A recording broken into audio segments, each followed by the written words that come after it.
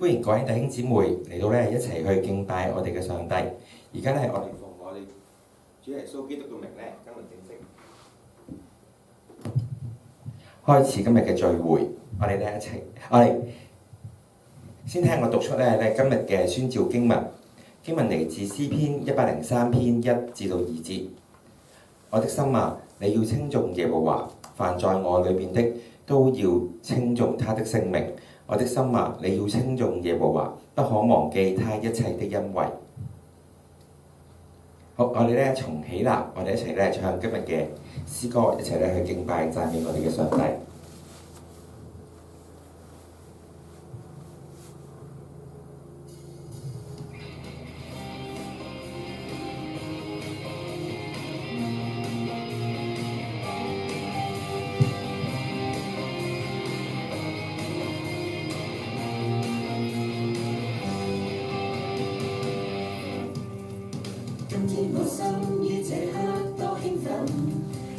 讚美主救恩，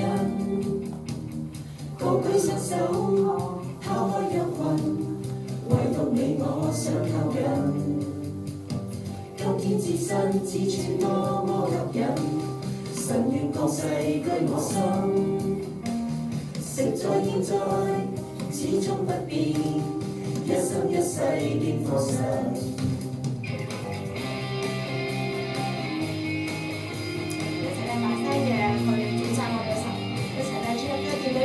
敬拜佢。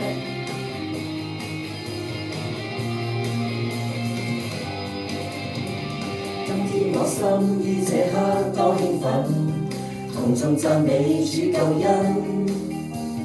高舉雙手，拋開憂困，唯獨你我相靠近。今天自身之處多麼吸引，神願降世居我心。昔在現在，始終不變，一生一世敬奉神。來一起步入聖殿，獻地屈膝主座前，神大愛在這裏，榮耀在殿內再現，耶穌你就在這殿，此生我決意呈獻。着心與你走每天，無懼怕世界幻變。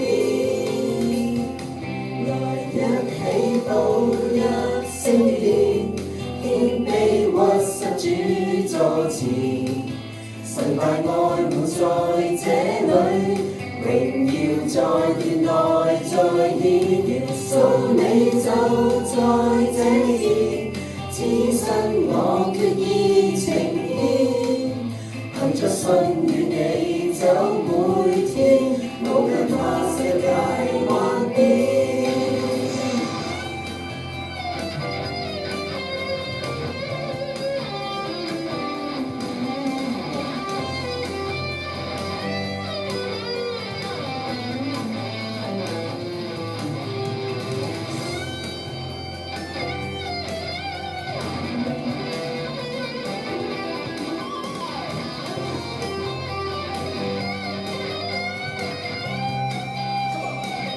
來一起步入聖殿，獻卑屈膝主座前，神大愛滿在這裏，榮耀在殿內再現。耶穌你就在這殿，此生我決意呈獻，憑着信與你走每天，無懼怕世界幻變。我引領走每天，同面對每個挑戰。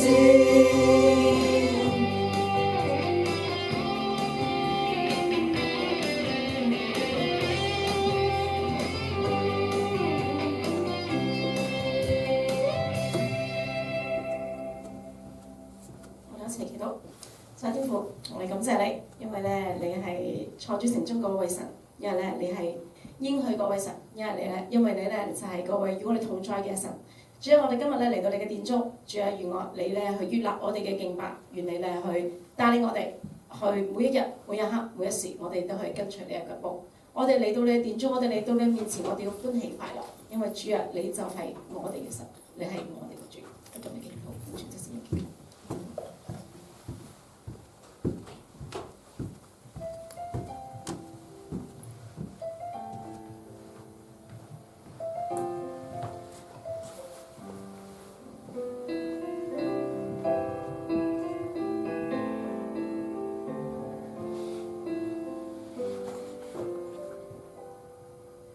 神，你極偉大，萬有都歸你，主宰一切，你是王，尊貴主，我敬仰，屈膝你前，讓我頌讚你。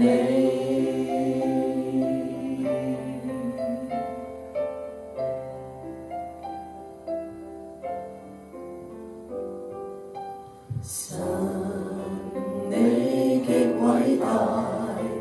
萬有都歸你，主宰一切，你是王，尊貴主，我敬仰，屈膝你前，讓我頌讚你。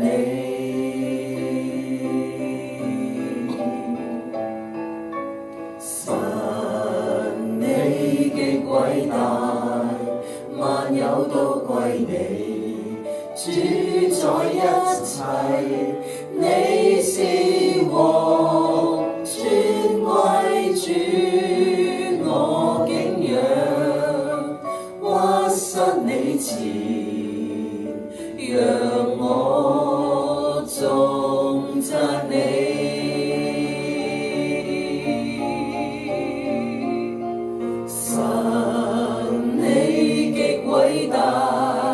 萬有都歸你，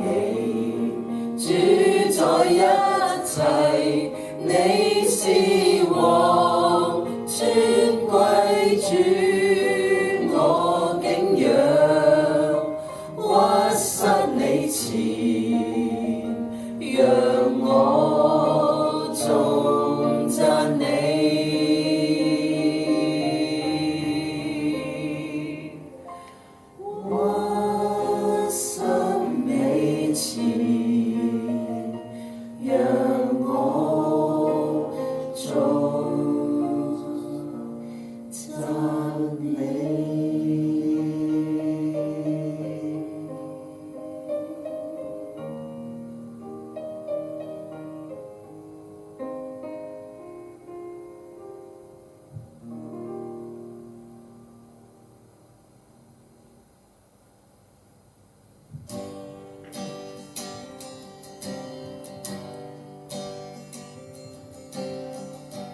主我高舉你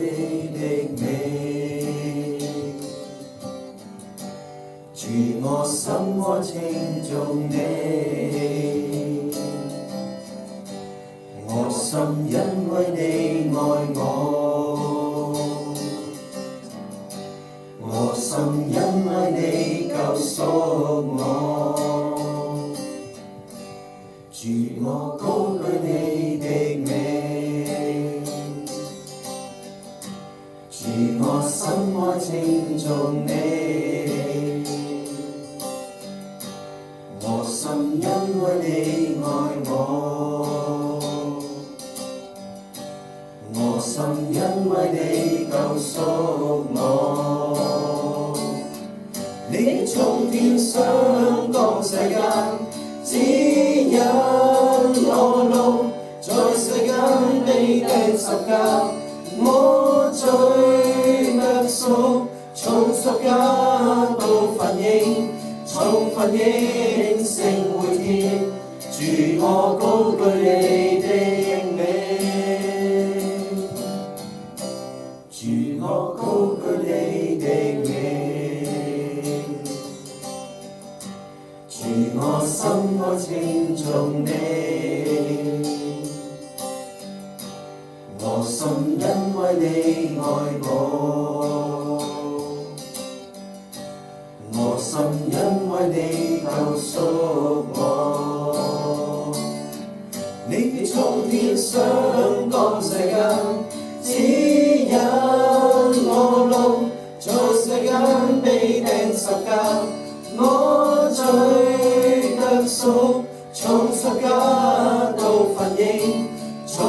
顯聖滿天，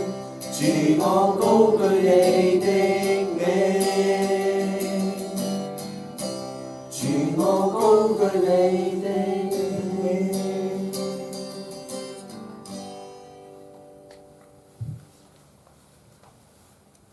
天父，我哋嚟到你嘅面前，主啊，讓我哋咧去聆聽你嘅聲音，讓我哋咧去依靠你，讓我哋咧將我哋嘅所有嘅憂慮、所有嘅擔心、所有嘅罪、所有嘅受苦，我哋都嚟到你嘅面前，將我哋完完全全嘅去奉上交俾你，因為你係我哋嘅主，我哋嘅神，要我哋去一無掛慮。要我哋嘅堅強，要我哋嘅剛強膽壯，要我哋嚟到你嘅面前，我哋去聆聽你嘅話語，我哋去緊遵你嘅腳步。主啊，求你與我哋同在，你就喺呢一時呢一刻，你就喺我哋嘅當中，你嘅靈就喺我哋嘅當中，我哋要與你同在，你亦都與我哋同在。我哋咁樣祈禱，唔知神點解。好，我哋咧一齊同念主禱文起。我們在天上的父，願人都尊你的名為聖，願你的國降臨，願你的旨意行在地上，如同行在天上。我們日用的飲食，今日賜給我們，免了我們的債，如同我們免了人的債，不叫我們遇見試探，救我們脫離兇惡。因為國度、權柄、榮耀，全是你的，直到永遠。阿門。好，我哋一齊咧同念使徒信經起。我信上帝全能的父，創造天地的主。我信我主耶穌基督，上帝獨生子，因着聖靈感人，從童貞女瑪利亞所生，在本丟彼拉多手下受難，被釘在十字架上，受死埋葬，降在陰間，第三天從死裏復活，升天，坐在全能父上帝的右邊，將來必從那裏降臨，審判活人死人。我信聖靈，我信聖而公之教會，我信聖徒相通，我信罪得赦免，我信身體復活，我信永生。阿門。好，大家請坐。好，請聽我讀出今日嘅經文。經文嚟自彼得前書2章1至10節。所以你們既除去一切的惡毒、詭詐並偽善、嫉妒和一切毀謗的話，就要愛慕那純潔的靈奶，像才生的嬰孩愛慕奶一樣，叫你們因此漸長，以致得救。你們若嘗過主恩的滋味，就必如此。主乃活石，固然是被人所棄的，卻是被神所揀選、所寶貴的。你們來到主前，也就像活石，被建造成為靈宮，作聖潔的祭司，藉着耶穌基督奉獻神所悅納的靈祭。因為經上說：看啊，我把所揀選、所寶貴的房角石安放在錫安，信靠他的人必不至於羞愧。第7節，所以他在你們信的人就為寶貴，在那不信的人有話說：像人所棄的石頭，已作了房角的頭塊石頭；又說作了絆腳的石頭，跌人的磐石。他們既不順從，就在道理上絆跌。他們這樣絆跌也是預定的。唯有你們是被揀選的族類，是君尊的祭司，是聖潔的國度，是屬神的子民，要叫你們宣揚那召你們出黑暗入奇妙光明者的美德。你們從前算不得子民，現在卻作了神的子民；從前未曾蒙憐憫，現在卻蒙了憐憫。好，願神祝福佢嘅話語。以下時間我哋交俾牧師。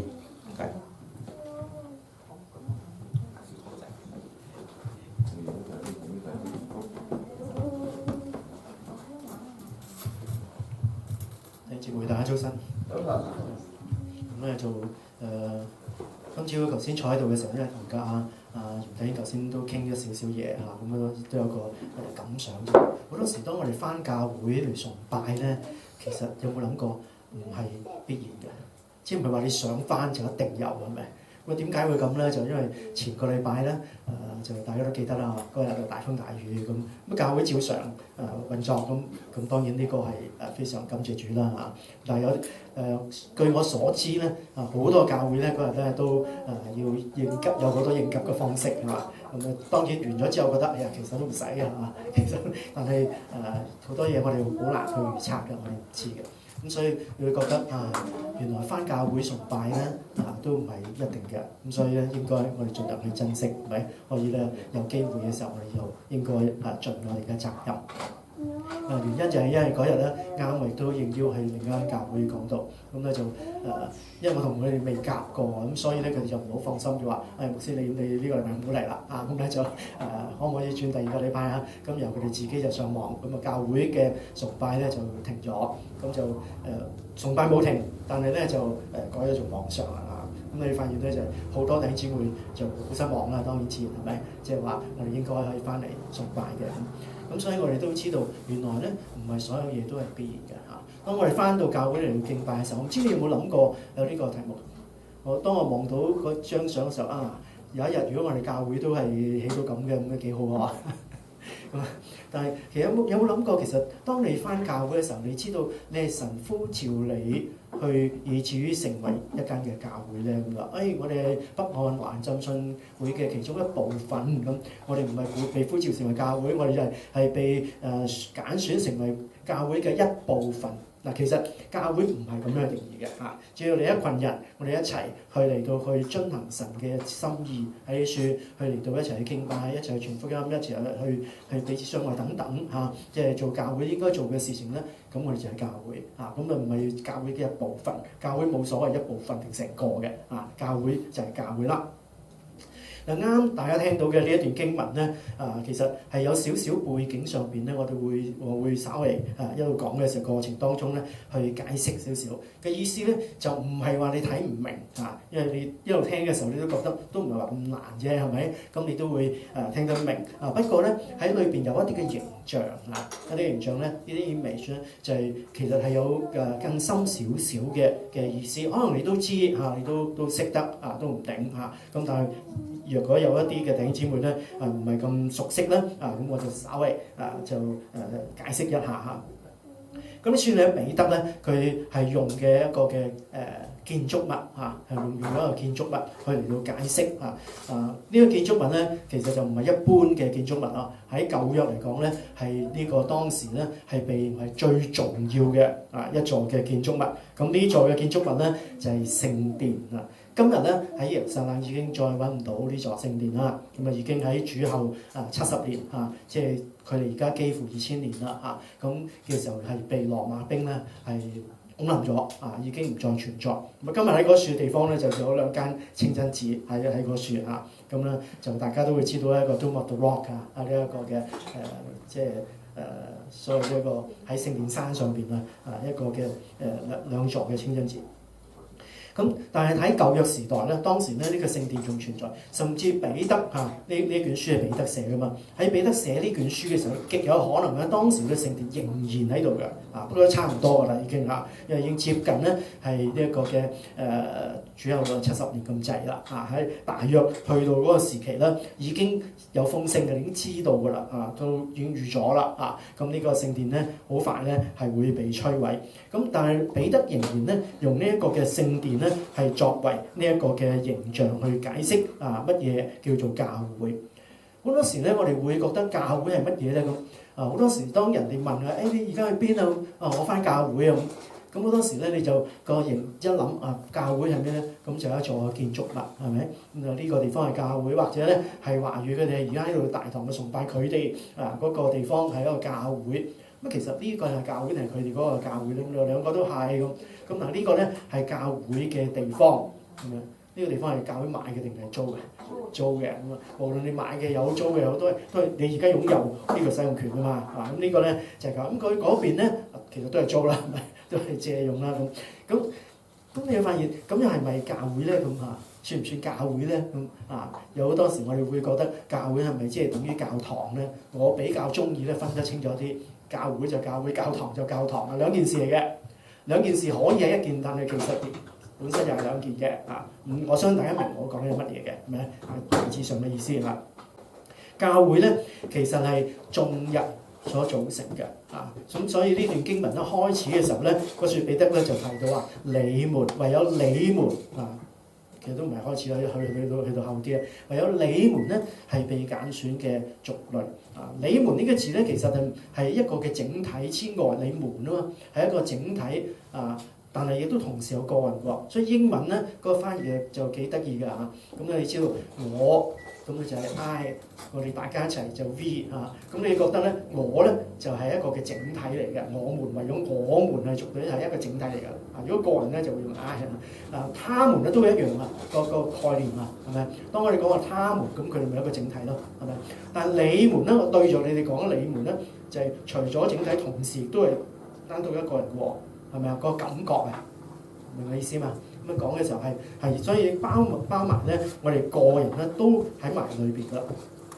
嗱，建築物本身咧係冇生命嘅。啊，當我哋離開呢個地方之後咧，啲人走晒啦，咁啊鎖埋門啦，咁呢座裏邊就冇生命喺裏邊㗎啦，係咪？即係建築物本身係冇生命嘅。但係新約嘅作者啦，新約書嘅作者裏邊咧，譬如保羅啦，當佢嚟到講到呢個教會嘅時候咧，佢就喜歡用咩身體同埋肢體嘅關係，係咪？而約翰啦，喺呢個約翰福音裏邊咧，佢就用葡萄樹同埋呢個枝子嘅關係，咁大家都熟悉嘅呢兩個咁嘅形象。我哋知道身體肢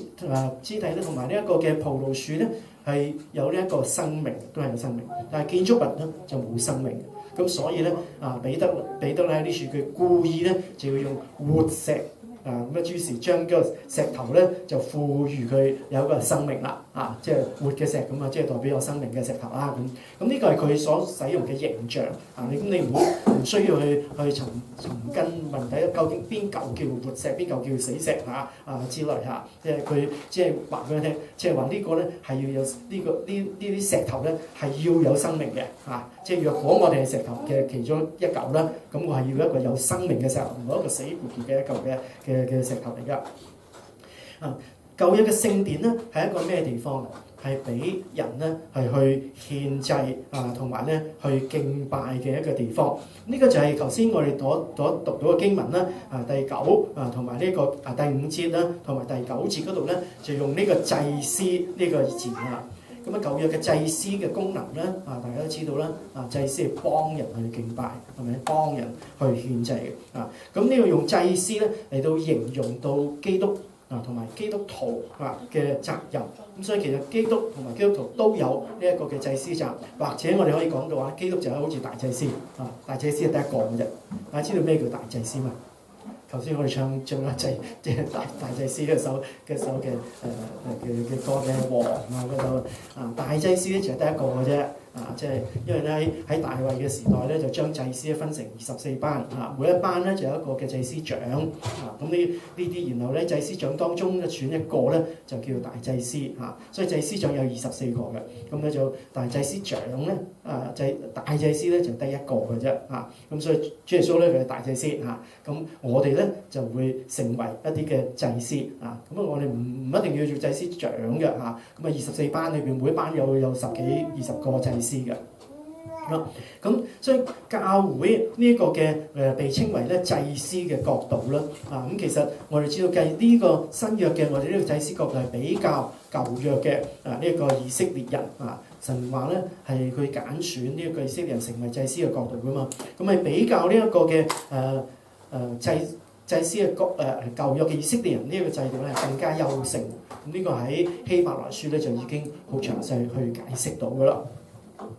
咁問題咧就係當我哋諗下我哋成為間教會呢啲處嘅時候，我哋有冇盡到祭司嘅責任咧？咁祭司有啲咩責任喺第7節嗰處咧，呢度提到一個另一個形象，就叫匠人所棄的石頭，已作了房角的頭塊石頭。咁呢個咧其實係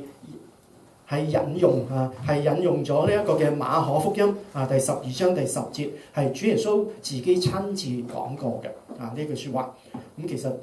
如果你對聖經嘅背景各樣嘢你有興趣咧，會知道，你可能會聽過係咪絕對正確我就唔知咁但係好多人咧就話，馬可咧其實係因為同彼得嘅關係非常密切馬可福音咧你可以叫佢做彼得福音㗎因為佢啲資料咧應該從彼得而嚟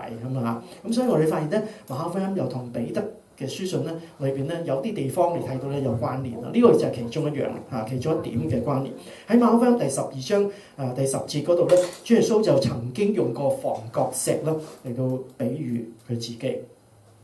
喺嗰個時代咧，猶太呢個地方咧，當你起屋嘅時候咧，主要咧就係用呢石頭將石頭咧嚟作成咧方嘅形狀或者係長方咁樣嘅形狀，就一啲好似啲磚咁啦就越大嗰啲係越貴嘅因為你建築材料你當然有買啦，好多時買翻嚟你自己作咧，即係唔係咁簡單嘅一回事啦咁咧就所以越大咧就越貴一啲嘅石頭，因為越大咧就要穩陣會襟咁就將啲石頭作成方形或者係長方形咁樣咁建築工人咧就會將呢啲嘅石頭咧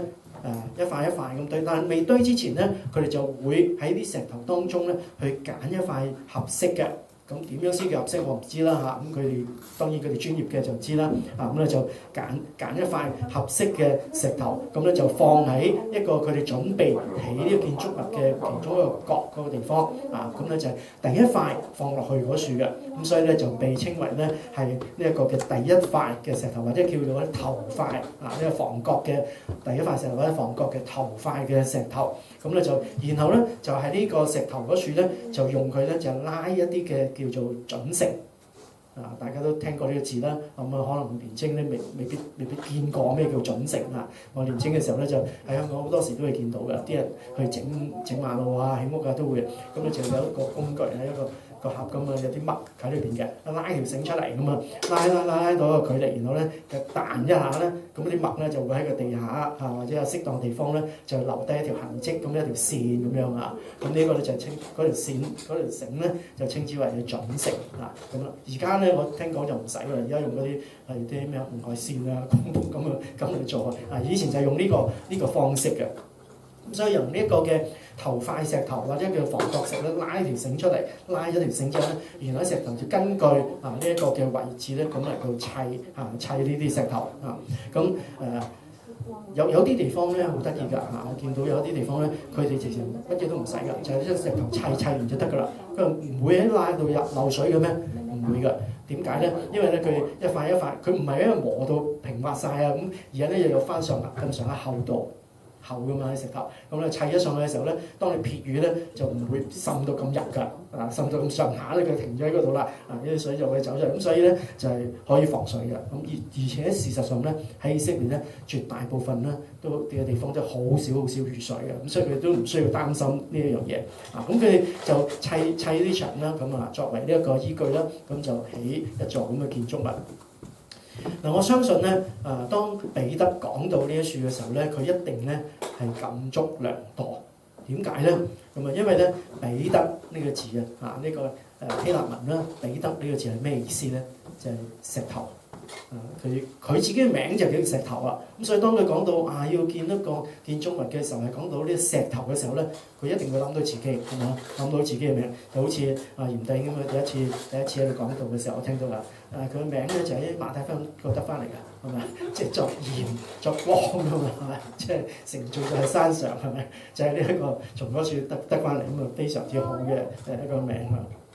咁所以彼得啦，一講到石頭咧，一定會諗到自己，一諗到自己嘅名啦。呢個名唔係佢自己，唔係佢父母幫佢起嘅喎，係耶穌幫佢起嘅喎，係咪？咁所以佢當佢諗到嘅時候一定係當年就係諗到啦。咁呢段經文裏邊咧第4至到第8節咧，短短5節嘅聖經4、6、7、8裏邊咧講到有關石頭、活石啊，或者呢一個盤石等等咧，呢啲嘅石頭咧，一共咧係出現咗7次嘅。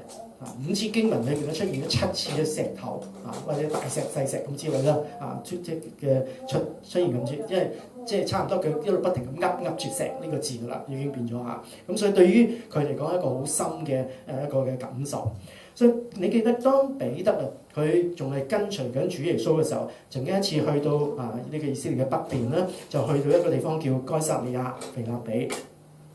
呢個地方該撒利亞腓立比咧呢個地方咧就該撒就係呢個羅馬皇帝嘅名啦，Julius Caesar凱撒我哋通常平時就叫凱撒，聖經亦叫做該撒腓立比咧係呢一個嘅另外一個希律嘅一個仔嘅名叫菲律咁所以佢喺度咧即係個菲律佢喺呢個地區就拍馬屁拍呢一個嘅羅馬皇帝嘅名嘅馬屁，咁所以咧就叫呢個地方叫該撒利亞腓立比用一個咁樣嘅名咁當彼得跟隨耶穌去到呢個地方嘅時候咧咁呢一個耶穌當時佢仲問呢門徒佢話你哋話我係邊個咁樣就係呢一個嘅就喺呢個馬太福音呢一個第10章嗰度咧就提到啦呢個彼得佢就回應咗話你係永生神嘅兒子。咁當時咧耶穌咧就話你係彼得，彼得嘅意思咧記住你係石頭你係彼得就係呢一個嘅石頭，我要把我的教會建造在這磐石上，陰間的權柄不能勝過他。當耶穌咁樣講嘅時候咧，今日嘅人咧，當一啲嘅去解釋聖經嘅好多嘅聖經學者啦，討論呢一節經文嘅時候，呢句説話嘅時候咧，就有兩個好唔同嘅睇法。有啲人咧就話咧呢個磐石呢個教會要建造喺呢個磐石上邊呢個磐石咧係指彼得。咁呢個咧就係天主教啦，咁佢哋就係用呢一個嘅講法咁所以咧彼得就被尊稱為第一位嘅呢一個嘅教皇啦，咁因為教會係建造喺呢個彼得身上嘅。咁但係咧亦都有不同嘅學者咧就話唔係呢個磐石應該指咩？係指就係你是基督，係耶穌係基督，係永生神嘅兒子。呢一句話呢句説話本身先至係呢一個嘅磐石。即係教會嘅根基呢一個嘅磐石咁所以究竟係指彼得啦，定係指呢句説話裏邊所包含嘅內容咧？其實你諗下，如果當時如果耶穌用手指住你是彼得，你是彼得，教會要建造在這磐石上，咁其實咧耶穌嘅手指都係指住彼得噶啦，指2次添，係咪啊？你係彼得，咁根據你頭先講嗰句説話啊嘛。係咪？你頭先講嗰句説話，呢個世界嘅磐石啦，咁即係所以點都係指住佢嘅。咁所以如果我哋再喺現場咧，都未必估得到究竟係指邊個咁但係咧，彼得喺呢一個我哋被稱為咧係 The Great Confession 大認信我哋都知道咧，我哋有大使命，有大誡命，係呢個大嘅認信有呢一個嘅即係我哋宣稱我哋嘅信仰嘅基礎啦。喺呢個大認信當中咧亦都係彼得佢直接嘅去參與，所以咧好自然咧呢一個嘅講到呢一樹喺佢生命當中咧呢個因為大認信係一個咁重要嘅一個信息咧一定咧係彼得認為喺佢生命當中最震撼嘅其中一件事。彼得嘅生命當中咧，當然有好幾件事咧都震撼嘅。你慢慢，如果你有心去記咧，你知道我今年咧1月開始咧除咗2月份咧就講食天嘅大福音之外啦，嗰度係其實係講緊呢一個彼得前書嘅咁所以嗰度咧講我會繼續會去到咧都係講到彼得嘅其他嘅佢生命當中咧一啲嘅大重要嘅事件。呢個係其中一樣啦，即係嗰陣你腓立比呢個大認信當中有彼得佢睇見主耶穌變化同埋變成咧好光嘅佢另外佢可以喺水面上行，我同大家講過啦，呢個喺水面上行走等等呢啲咧都係彼得生命當中非常重要嘅一啲嘅時刻啦。大認信亦都自然咧，亦都係不過我肯定一樣嘢咧，就係彼得絕對唔敢認為自己就係呢個磐石佢自己唔敢即係話覺得我就係呢個磐石幾威咁絕對唔敢呢一塊叫做像人所棄嘅石頭，已經作了房角的頭塊石頭呢句説話咧，其實彼得喺呢個《使徒行傳》第4章11節佢已經講過㗎啦咁所以研究聖經嘅人咧就話，究竟彼得前書係咪真係彼得寫咧？好多證據呢個其中一樣因為喺使徒行傳裏邊咧記載咧就係彼得佢用口去講彼得前書裏邊記載佢用筆寫落嚟都係完全一樣嘅説話。咁所以咧我哋都幾乎可以好肯定啦咁佢都喺度就用過呢一句嘅咁樣嘅説話嚟到去提到主耶穌嘅身份喺古代咧以色列人咧佢哋起屋嘅時候，頭先提過咧，就會先準備一啲嘅石頭啦作成呢啲咁預備好咗之後咧，就立呢一個房角石啦。咁有啲時候咧，佢哋當佢要準備立房角石嘅時候咧，佢就會喺佢預備好嗰啲所以咧耶穌講嘅比喻當曾經有一次話，你要起屋你要計算代價，因為你要買幾多錢建築材料啊嘛，係咪？咁我知道今日中東同東歐好多國家好多地方咧，佢啲人咧佢起屋咧就冇計算代價有幾多就幾多啦，有幾錢起幾多啦，所以好多起得半間就停咗喺度噶啦，爛尾樓嗰啲正式就冇計呢一個嘅代價所以有啲人咧住喺啲冇前邊埲牆嘅屋嘅即係縮埋喺後邊撇雨嘅時候唔好撇到算數咁嘅屋嘅佢嗰度就冇計算好所以起屋咧應該係計算好咧，即係買齊晒呢啲建築材料。今日咧建築咧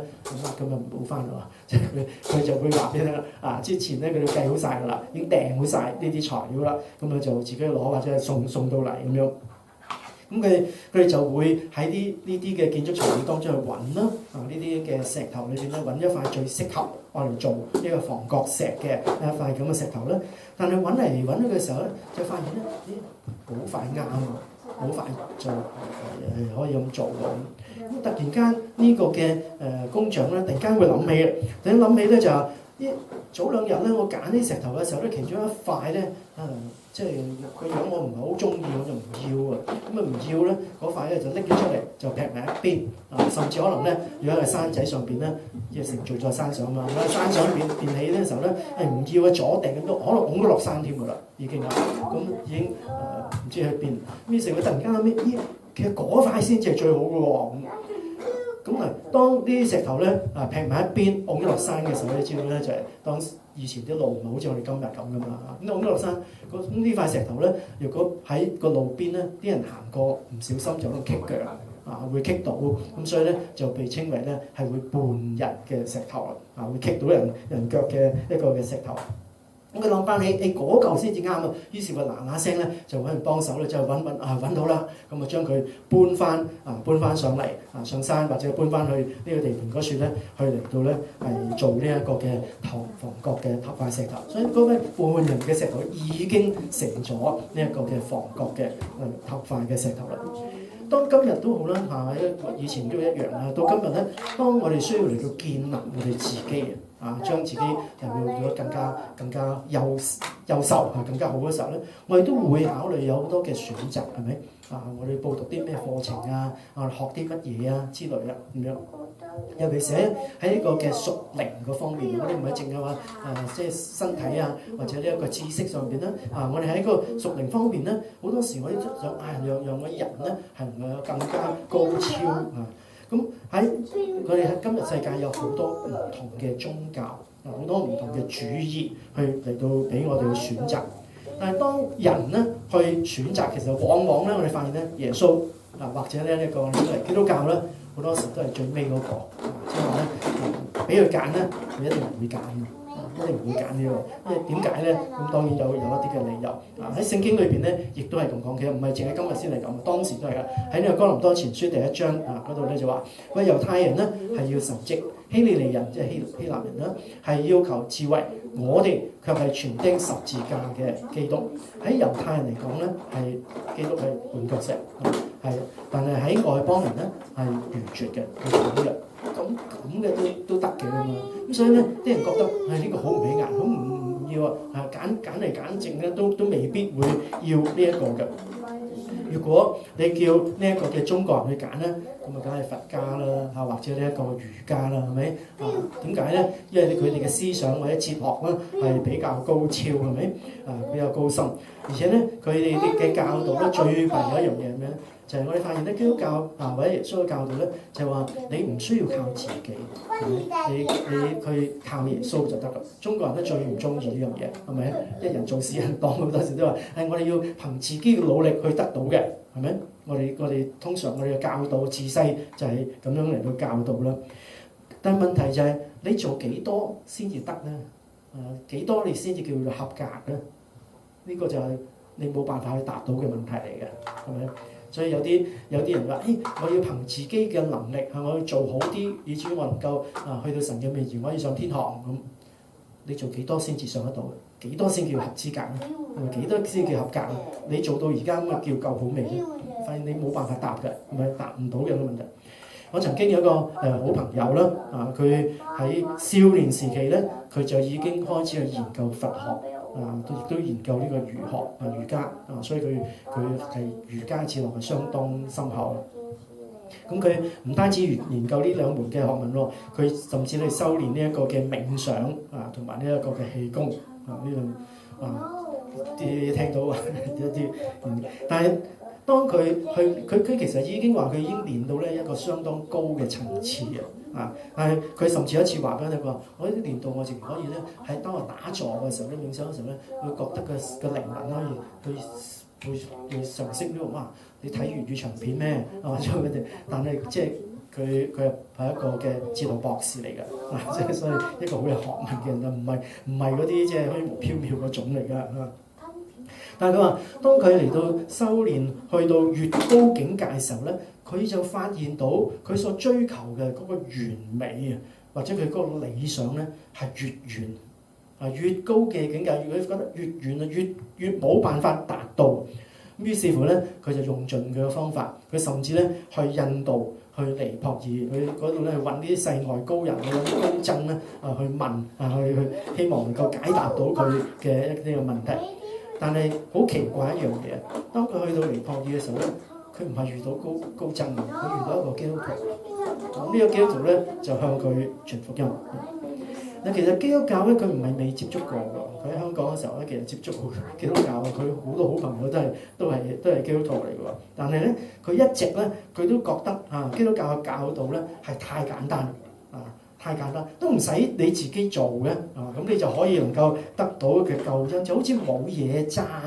我哋中國人都話冇底係嘛？冇底真係喎，係咪？你諗下基督教嘅信仰，你覺得好似冇嘢俾你揸實嘅喎。嗱，如果我研究佛學或者研究玄學，你要做到乜，去到咩境界，修身齊家治國咁，你去到嗰個層次，我就握住嗰樣嘢，係咪？但係基督教冇嘅喎，冇樣，你冇得做啊嘛，係咪？你冇得做嘅時候，你就變咗你冇辦法能夠捉住。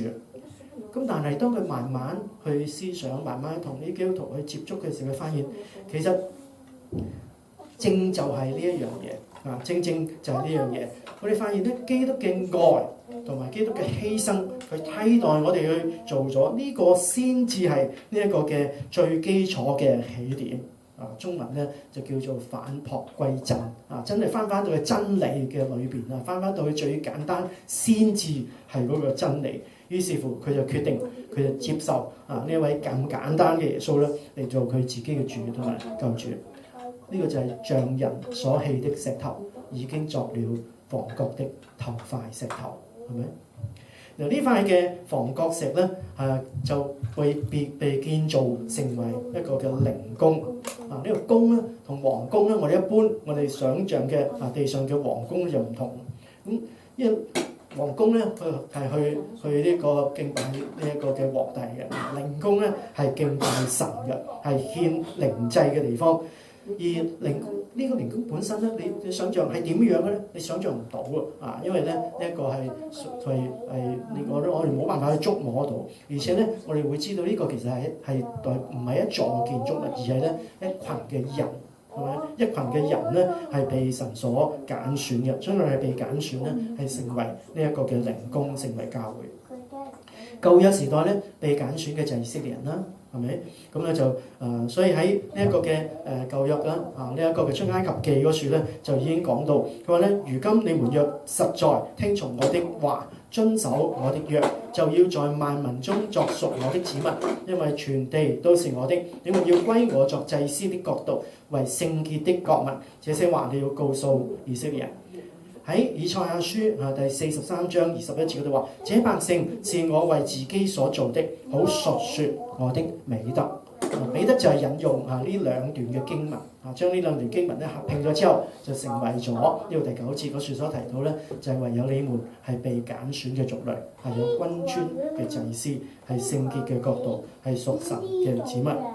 所以神呼召我哋咧，係要喺基督呢一塊嘅房角石上邊咧，我哋一同嚟到建造，成為一個敬拜神嘅靈宮。我哋要成為咧呢一個嘅係獻靈祭嘅祭司我哋要去嚟到宣揚神嘅美德。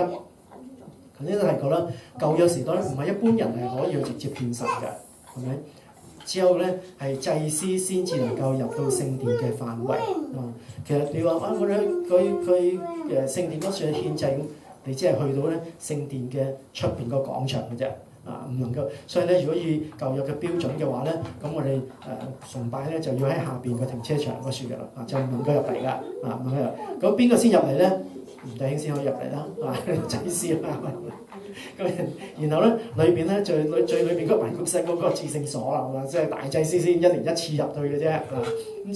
就係咁樣。所以你睇電視啊，或者啲YouTube 咁上，你見到咧啲猶太人。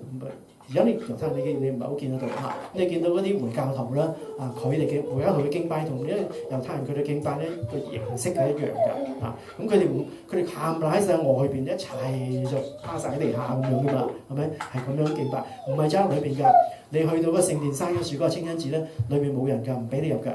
唔俾你入喺冚唪唥喺出邊㗎，所以其實你諗下，其實佢哋敬拜緊嗰座殿啦，定係敬拜緊神咧咁，向住個殿嚟到拜喺呢個嘅聖殿嗰處咧，祭司嘅責任咧就係獻祭同埋燒香啦咁新約時代咧，其實我哋每一個人咧都可以能夠成為一個嘅祭司。喺啟示錄嗰處咧第5章同埋第8章嗰度咧，就係提到咧，其實信徒燒嘅香其實係乜嘢嚟嘅咧？呢個香就係基督徒嘅祈禱就係我哋嗰個嘅祈禱。而浸信會咧，梗係浸信會啊嘛，係咪？浸信會裏邊其中一個好重要嘅概念嘅喎，呢個概念係咩？就係信徒皆祭司。有冇聽過啊？冇聽過你就要翻去浸禮班嗰度再考個試喎。信徒皆祭司，每一個基督徒都係一個祭司嚟嘅所以話你啲祭司，所以而家你可以入嚟咯。你唔使你喺停車場嗰度敬拜咯，可以入嚟。咁你因為你係祭司啊嘛，而家你係祭司嘅身份啊嘛。意思係咩？唔係話因為你能夠入嚟，而係話我哋每一個基督徒，我哋都係祭司，我哋就有責任啦，係為別人去嚟到祈禱。當然你要為自己祈禱啦，但係你都有責任去為別人去祈禱。如果你話我從來都唔幫別人祈禱嘅，咁你個祭司嘅職任咧係有問題你可能咧你對祭司個訓練班你未上足可能要重新再上過先得啦。喺剛才呢段經文咧，第1節至到第3節嗰度咧係呼籲我哋咧要放棄過去嘅惡毒、詭詐、假善、嫉妒同埋咧一切毀謗嘅話。我哋都知道呢一啲嘢咧，其實全部咧都係會使到教會咧冇辦法能夠有好嘅團契生活咁當大家一齊咧一齊聚餐一齊食飯嘅時候咧，咁你講句説話都要諗下，我要點講咧先能夠可以咧幫到我，可以威啲咧可以整蠱到啲人咧。如果你都係一路咁諗嘅時候咧，你嗰餐飯一定食得唔安樂，係咪？一路同人傾嘅時候咧，都唔知講乜好咁樣。我哋知道呢啲全部都會阻礙呢一個團契生活，阻礙我哋個人嘅成長。身體嘅成長咧，我哋需要食物；而屬靈生命嘅成長咧，同樣都需要食物。當然就係屬靈生命就係屬靈嘅食物啦。咁保羅咧亦都曾經用過咧奶呢個字彼得呢度用過奶呢個字啦。咁呢個嘅保羅都曾經用過保羅話咧就係嗰啲幼稚嘅信徒啦，佢哋咧就唔識得食乾糧嘅唔識得食飯，唔識得食啲牛扒豬扒，佢唔識嘅只能夠係食奶，要別人用奶咧去嚟到餵佢哋。奶係咩㗎？又我哋紐西蘭係牛奶與蜜之地啊嘛，奶呢度係最好嘅。咁咧就係呢個奶其實咧係一個母親角色嘅一個人，係嘛？當佢食咗啲食物之後咧，然後咧就係產生咗奶出嚟，係咪？咁所以奶其實係咩啊？就係二手嘅咯，二手嘅食物咯，係咪？唔係一手嘅喎。咁所以你話我個個禮拜都翻教會，我去聽到啊，夠啦咁，夠唔夠啊？呢啲二手食物嚟喎，係咪？即係話咧係人哋讀咗神嘅説話，吸收咗啊，然後轉化咗，然後先至再嚟到供應你嘅需要嘅時候，你靠呢啲咧一定唔夠，係咪？一定唔夠。BB 好細個或者得，但係慢慢長大嘅時候咧就唔得㗎啦，係咪？咁所以可以幫補啊，但係呢個唔係你唔能夠單單靠嘅，你要自己去食。而彼得用呢個靈奶嘅詞咧意思有啲唔同，就同保羅所用嘅奶係意思唔同。嗱，彼得用呢個奶咧係講到咧係神嘅説話啊，神自己説話，主耶穌所講嘅説話啊。彼得仲要喺呢度加上咧係純正嘅。純正嘅，咁嘅原因咧就係當時啊同我哋今日一樣啦，喺社會上邊充斥咗好多嘅異端啊！嗰啲異端當然就係溝咗好多拉教嘅嘢啦，喺裏邊啦，好多係唔係真理嘅嘢啦，放咗喺裏邊啦。咁所以咧呢個彼得就提醒佢哋要純正嘅靈奶嚇，就要提防呢一個嘅異端啊。主耶穌話咧，人活着係唔係單靠食物啊，乃係要靠神口裏所出嘅一切嘅話啊，靠神嘅説話。好味嘅嘢咧，依家你會嘗到啦，係咪？好味嘅嘢咧，你會點啊？見到嗰碟好食啊，咁你會點做啊？我好偉大，讓晒俾人食啦。通常咧好食嗰啲咧，你梗係食多兩啖啦，係咪？食多少少啦，你嗰段麻麻啦，因為都要照顧人哋嗰個心啊，咁所以咧都食少少啦，咁係咪？即係話咧好味啲嘅，好食啲嘅，咁就會食多啲咯。所以當你讀到神嘅説話嘅時候，你覺得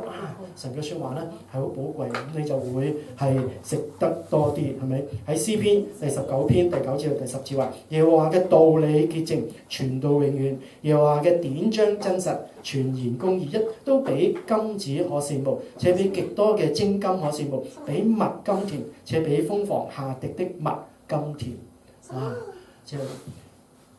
我都好少聽到人話，攞生人啲蜜糖我唔中意飲啊，有嘅都好少啊。我有個好朋友咧，佢就唔係唔中意，佢唔得啊，佢對唔知點解咧，佢對牛奶敏感，我聽好多啦，對牛奶敏感嘅，佢話佢對蜜糖都敏感。咁所以咧，佢話嚟到紐西蘭，最好嗰兩樣嘢。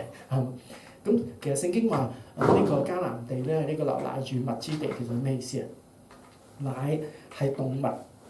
裏邊嘅精華，係咪？動物所供應嘅精華最好嘅嘢。呢個蜜咧係植物裏邊嘅精華嚟嘅，動物植物咁啊。你話唔係喎，呢個蜜咧，蜜蜂咁嘅昆蟲都唔係動物嚟嘅咩咁啊？原來以色列嗰樹嗰啲蜜咧，其實基本上咧大多數咧都唔係蜂蜜，佢係棗蜜。即係蜜棗提煉出嚟嘅蜜嚟嘅，咁所以係植物嚟嘅嚇。咁當然佢有呢，所以呢次聖經都有講嘅蜂房下滴嘅蜜甘甜啊。佢哋見到蜂房下滴嘅蜜咧，哇好開心㗎因為唔使自己去做啊，唔使自己去榨嗰啲嘅蜜棗咧就有啦咁啊，所以特別開心嘅。所以好似見到蜜糖哇咁就特別中意。喺第4至到第8節咧，彼得就解釋呢個教會嘅身份，教會自己本身都有身份嘅喎，就係耶穌基督佢係活石，係雖然咧係曾經俾人厭棄，記唔記得我頭先提嗰個石頭啊？曾經俾人厭棄，但係咧係神特別嘅揀選啊！所以我哋知道主耶穌嘅地位係獨一無二。希伯來書講得好清楚獨一無二，比任何嘅都高超比任何嘅都好咁重要，而且咧係冇人能夠替代，係成座靈宮嘅一個基準一個房角石啊嘛，以佢為標準基督徒咧其實係唔係孤單嘅？你話我哋教會人少好孤單，基督徒唔孤單嘅，係咪啊？因為我哋知道仲有其他嘅活石，唔係淨係我哋每一個嘅活石咧，就喺呢成座嘅靈宮裏邊唔同嘅位置嘅啫，喺不同嘅位置，但係我哋全部一齊咧就一齊建立起呢一座嘅靈宮我哋所在嘅位置可能唔同，但係咧我哋嘅生命係相同嘅，大家都係靈宮嘅一部分。我嘅身體係神嘅殿，你嘅都係。你嘅身體都係神嘅殿，所以當我哋喺埋一齊組合嘅時候咧，我哋就成為呢一座嘅聖殿啦。當任何人當你面對基督嘅時候咧，只有兩個可能嘅其中一個，你一係咧就係棘腳嘅嗰個石頭，一係咧你就成為建造靈宮嘅一個活石。呢段聖經冇第三個選擇俾我哋嘅，係咪？只係呢兩個選擇。咁你係邊個咧？喺第9、第10節嗰度總結同埋應用呢段經文。基督徒咧係一個擁有一個新嘅身份嘅一個人啊。彼得形容我哋係被揀選去成為一個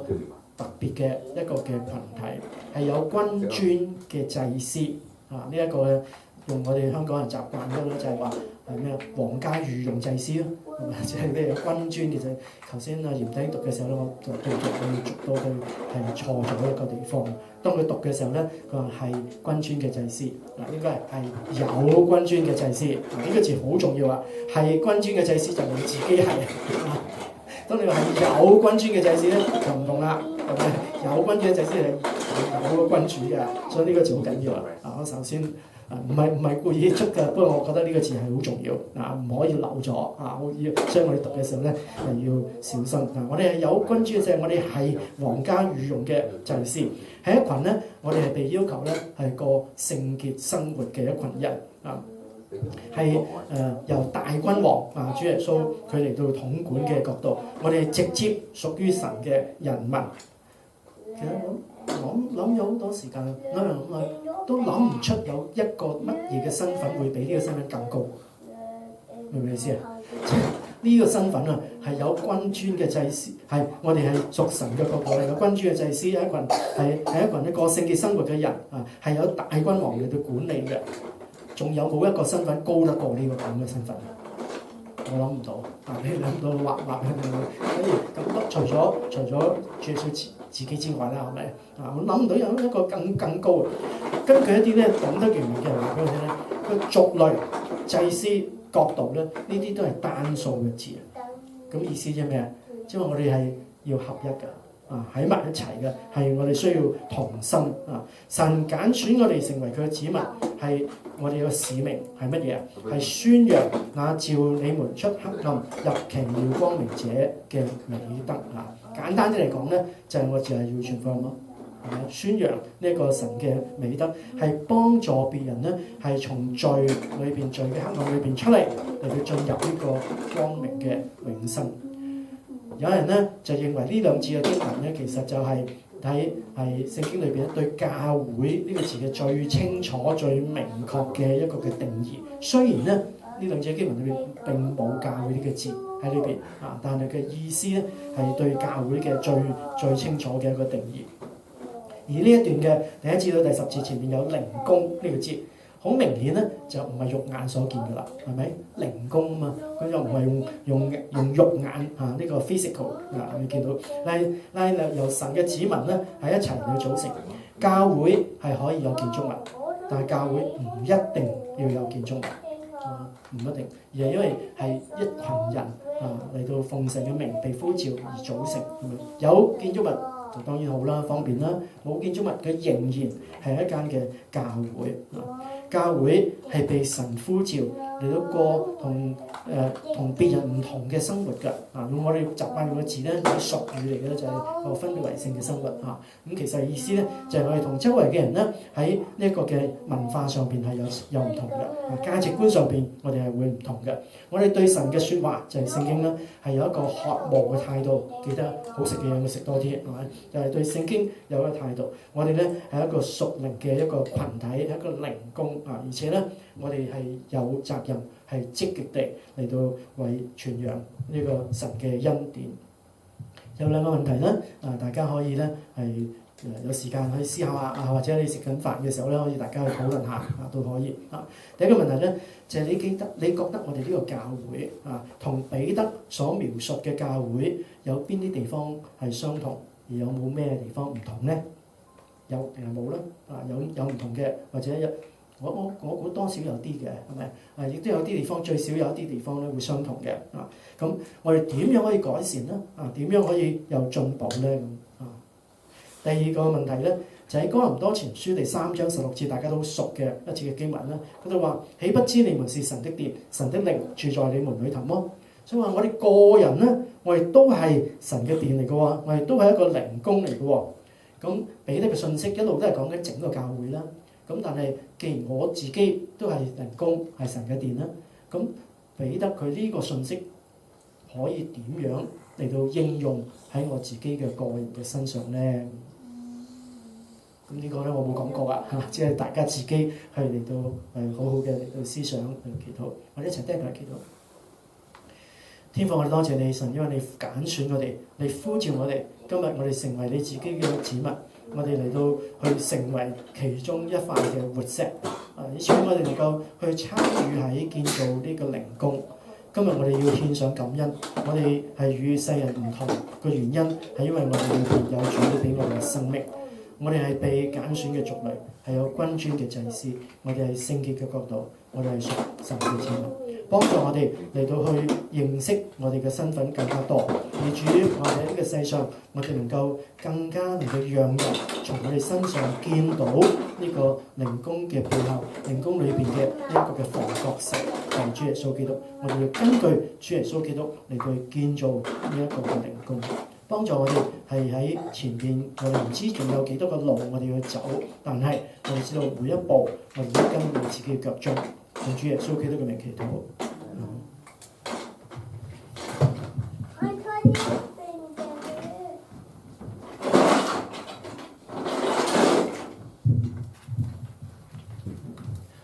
好，係唔該晒，葉牧師。好，咁以下落嚟咧，我哋一齊唱一首嘅回應詩歌《教會根基歌》。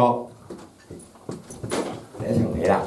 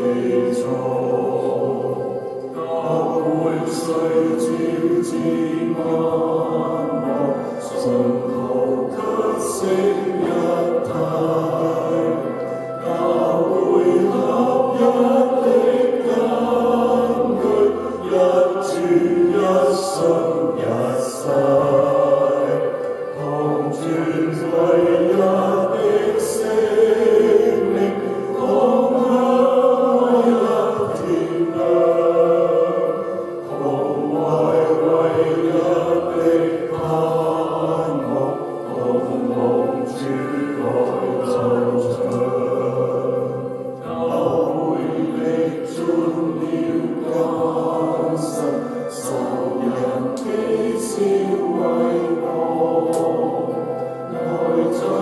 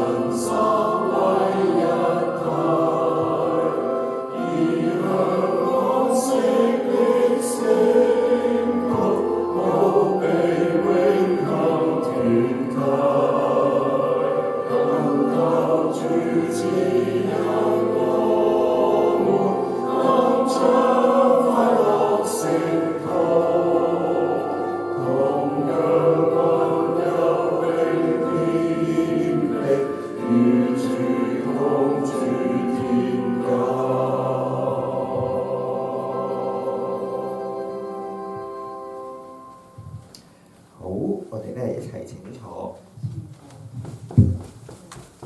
而家係奉獻嘅時間，你幫我傳一傳個奉獻箱。係啦，奉獻咧係基督徒全心嘅感謝，對上帝嘅回應。如果咧你已經喺網上面轉咗帳，或者咧未明白奉獻嘅意義嘅話咧，咁只要將個奉獻箱咧傳過嚟俾我就得㗎啦。係啦，小朋友，你係咪要過嚟擺低嘢啊？今日係唔使嘅，咁我哋下次先啦。好，冇錯 ，OK， 冇問題。好，可以咧下次預備定先，或者你自動喺呢個戶口裏邊轉咗過嚟都得㗎。好。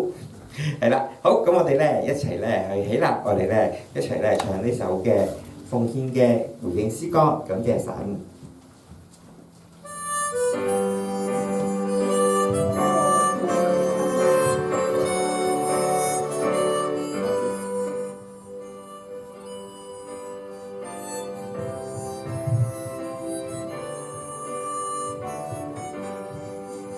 感謝神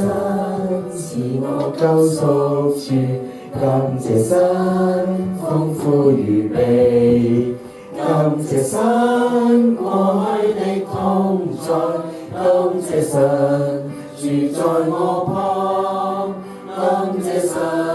是溫暖春天，感謝神凄涼秋景，感謝神抹乾我眼淚，感謝神賜我安寧，感謝神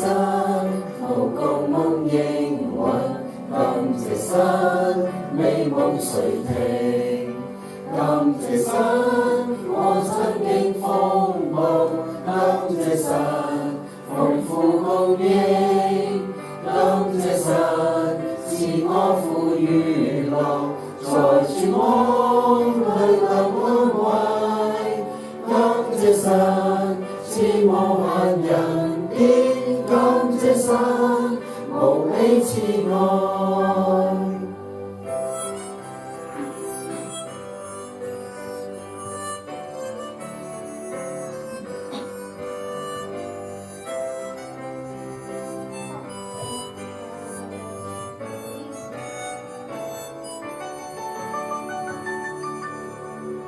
感謝神賜我光玫瑰，感謝神玫瑰有刺，感謝神賜家庭溫暖，感謝神有福盼望，感謝神賜喜樂憂愁，感謝神屬天平安，感謝神賜明天盼望，要感謝直到永遠。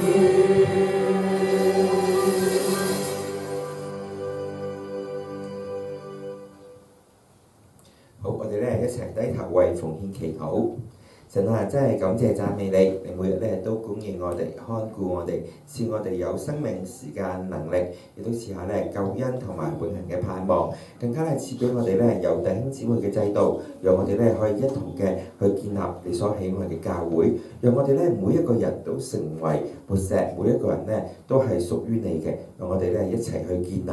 讓我哋咧係甘心樂意嘅，將我哋嘅一切咧都係奉獻俾你。因為咧一切嘅都知道本屬於你，求你悅納我哋咧喺平日嘅或者咧係任何時間嘅奉獻，求你使用成就你喺我哋每一個人當中，喺教會當中，喺世界當中嘅計劃，亦都求你咧俾我哋一個常常感恩嘅心，樂意分享嘅心，讓我哋咧一生嘅去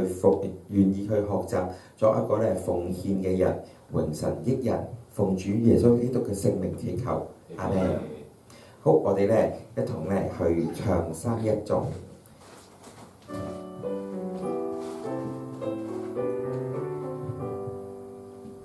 讚美真神萬福之根，世上萬民讚美主人，天使天君讚美主名。讚美聖父、聖子、聖靈，阿門。牧師幫我哋咧祝福祈禱。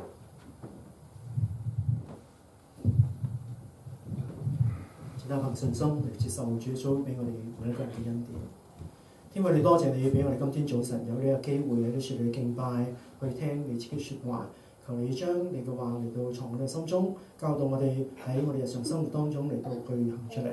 讓教會得幫助，對我哋自己能夠被建立，我哋都讓我哋身邊嘅人能夠得到好處。我哋願意將一切嘅頌讚、尊貴、榮耀、權柄都歸翻俾聖父、聖子、聖靈三位一體嘅神。又願主耶穌基督嘅恩惠、天父上帝嘅慈愛、聖靈嘅感動，常與我哋眾人同在，從今直到永遠。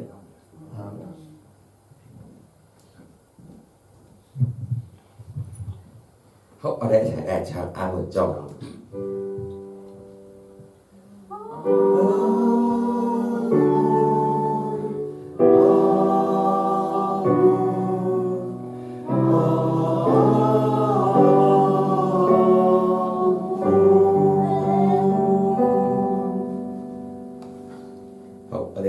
請坐，係啦，咁又係咧提醒我哋咧要去邀請新朋友嚟俾我哋招待嘅一個時間啦。好，跟住然後咧係家事報告時間。第一個咧就係我哋嘅祈禱會咧都係依然繼續嘅。咁教會有好多個唔同嘅祈禱會嘅。咁而最多廣東話嘅祈禱會咧就會喺 Grand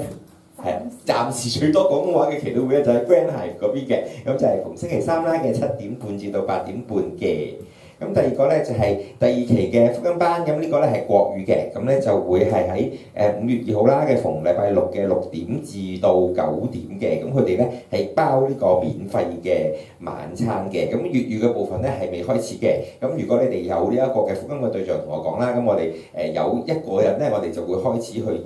招聘其他人嘅啦，通常有一個人之後咧，咁就會有其他人嚟嘅。咁樣樣，我個腦裏邊咧其實都有1-2個人嘅，咁希望我哋可以成功地叫到佢哋啦。咁你哋嗰個腦裏邊都有嘅話咧，咁你湊埋咧有好多人㗎啦。我哋個福音班咧好犀利㗎，我哋暫時咧仲係100% 㗎，因為人少，咁所以咧係100% 咧係重新決志啦，或者咧係決志嘅決志嘅第一次。好，咁跟住咧頭先牧師都講咗好多啦，咁我哋咧有呢一個嘅聖經裏面嘅靈奶啦，要純潔啦，跟住然後咧亦都要學識食乾糧喎。咁呢個咧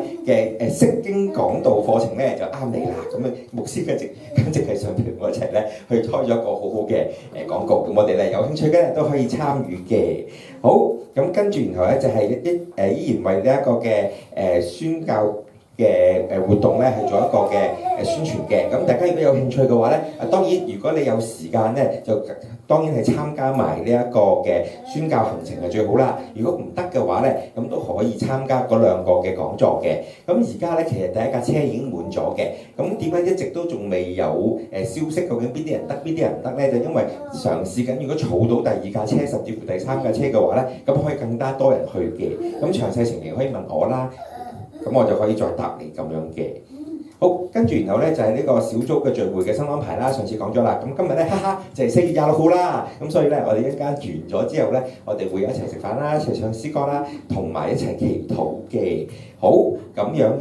係啦。咁呢個就係其他嘅聚會時間表啦。咁係啦。好，咁我哋咧以下落嚟咧就會係散會詩歌嘅時間，咁可以大家依然嘅去默想頭先牧師又或者我啱啱問過嘅問題，你可以咧為佢哋祈禱，又或者咧諗下一陣間完咗之後小組之後究竟咧有啲乜嘢我哋可以做嘅。